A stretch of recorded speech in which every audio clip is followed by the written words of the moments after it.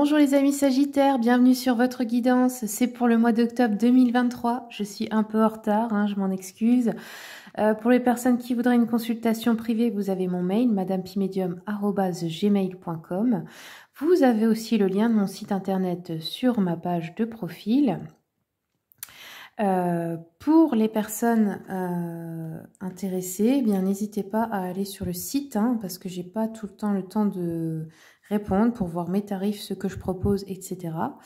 Ce mois-ci, alors, j'ai changé un petit peu. J'ai fait un format avec les 12 maisons astrologiques pour voir tous les thèmes de votre vie un peu plus précisément.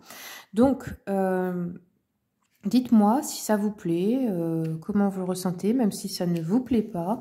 La critique est toujours bonne à prendre du moment qu'elle est constructive. Allez, on va regarder avec le Witchy Cauldron pour vous, mes amis Sagittaires. Donc, qu'est-ce qui se passe pour vous ce mois d'octobre? C'est parti. Sagittaire. On commence avec la maison 1, votre image de vous. Donc ici, on a une libération. On nous parle de libération émotionnelle ou se libérer aussi d'une situation qui ne vous convenait plus. Vous trouvez des solutions et vous allez vous sentir soulagé ici. C'est comme si vous repreniez le contrôle dans votre vie par rapport à vous-même, par rapport peut-être aussi au physique, à votre image de vous-même au niveau physique, au niveau émotionnel. Reprendre aussi son indépendance ici.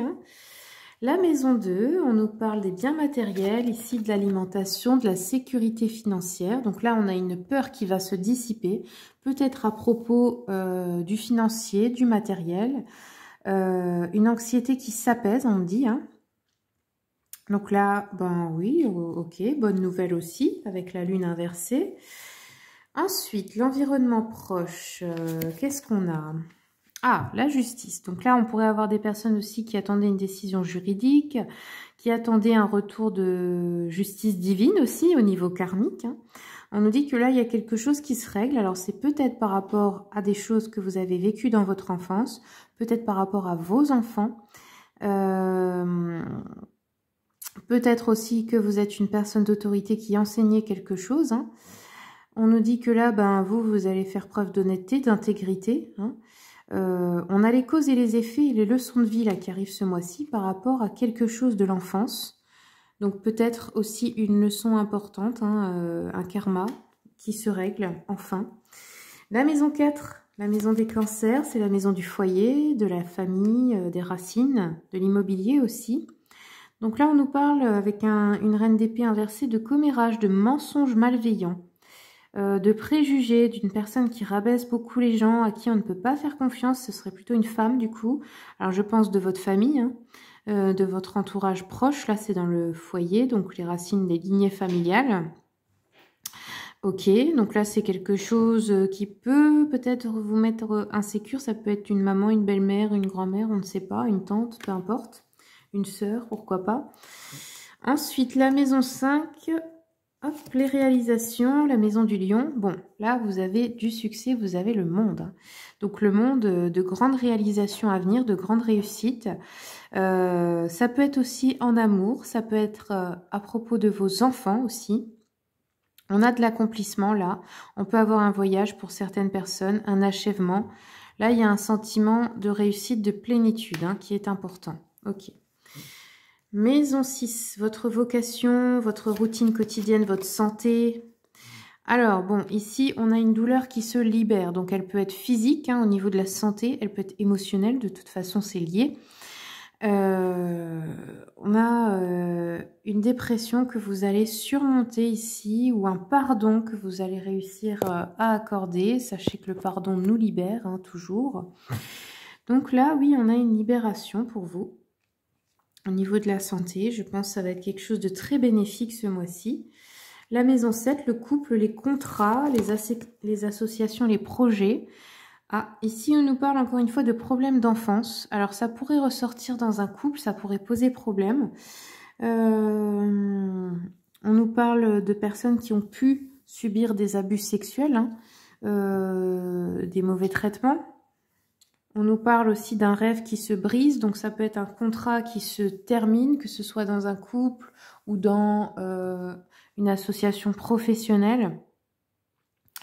Là, on nous dit que vous ne faites plus de plan pour le lendemain. Là, il y a quelque chose qui ne va pas, qui n'est pas réglé. Et du coup, vous arrêtez de vous projeter plus loin. Que ce soit en couple ou avec un partenaire professionnel. Hein. Maison 8. Alors, la maison des scorpions, l'argent, les affaires. Ici, on a un 8 de bâton qui nous parle d'avoir mal planifié peut-être quelque chose, hein, ou de perdre son élan là par rapport à un projet, par rapport à un voyage, à des vacances ou un déménagement.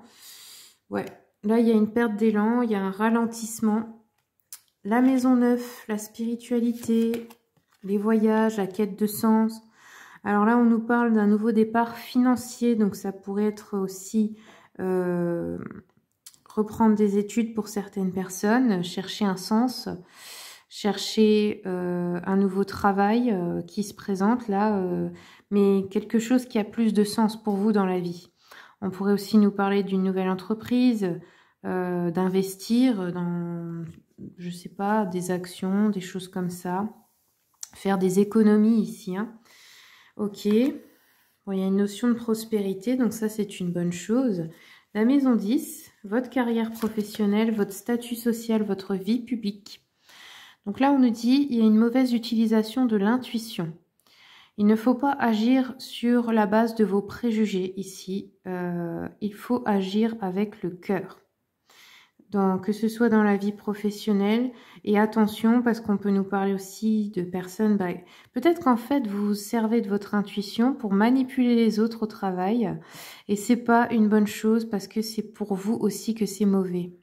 Dans le sens où quand vous croyez berner quelqu'un, c'est vous que vous bernez parce que finalement vous portez un masque, vous n'êtes pas dans la bonne voie.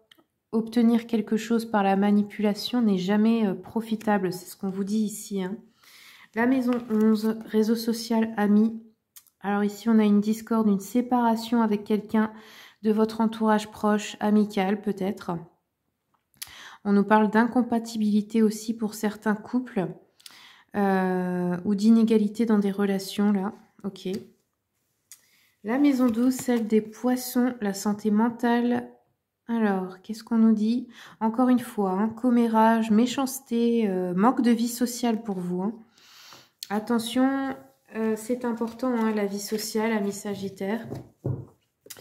On va terminer avec les planètes pour voir quelle planète travaille avec vous ce mois-ci.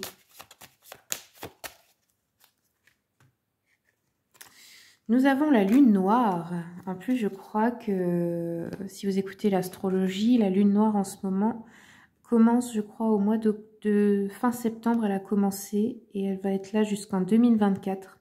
Donc là, la lune noire, elle est là en fait pour libérer des mémoires de souffrance que vous avez peut-être gardées de vie en vie. Hein, donc ça vient peut-être déjà de vie antérieure que vous n'avez pas réglé. Donc un karma avec des personnes, des situations qui se répètent, des choses difficiles, des blessures, des blocages, des angoisses, des peurs. Donc là, c'est vraiment...